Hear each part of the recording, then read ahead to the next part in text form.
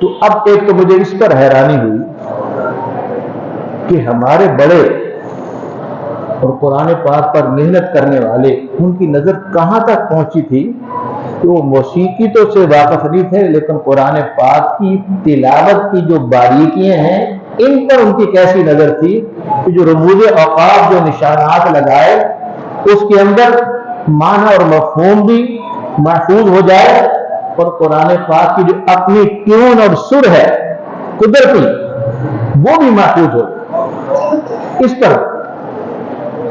تو یہ الفاظ ہی تھے جس نے اس کفر پہ رہنے والے صاحب عمر کو، الفاظ کے نور نے اس کے دل کو روشن کر دیا اور ایمان کی دولت عطا کر دی۔ تو یہ کہنے والے کتنے بے وقوف ہے کہ جب بغیر سمجھے لفظ ادا کریں گے تو کیا ہوگا؟ کہ اگر بغیر سمجھے ادا کریں گے تو قرآن کا نور تو ملے گا، وہ نور جس کے بارے میں آقا نے فرمایا کہ اس سے دلوں کا زنگ اتر جاتا ہے۔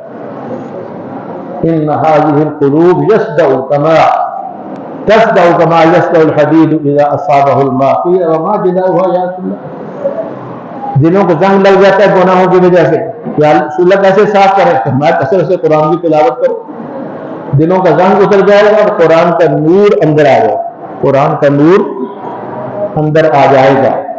تو یہ جو تلاوت میں قرآن پاک آپ سنتے ہیں، سناتے ہیں، تو اس قرآن پاک کے نور سے سب کو حصہ ملتا ہے، اجر بھی سب کو ملتا ہے۔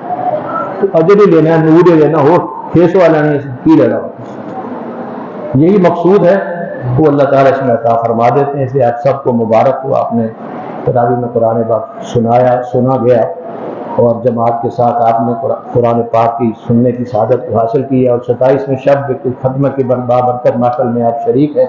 اللہ تعالیٰ ہمیں یہ تمام برکتیں، سعادتیں، رحمتیں، انوارات میں حصہ عطا فرمائے۔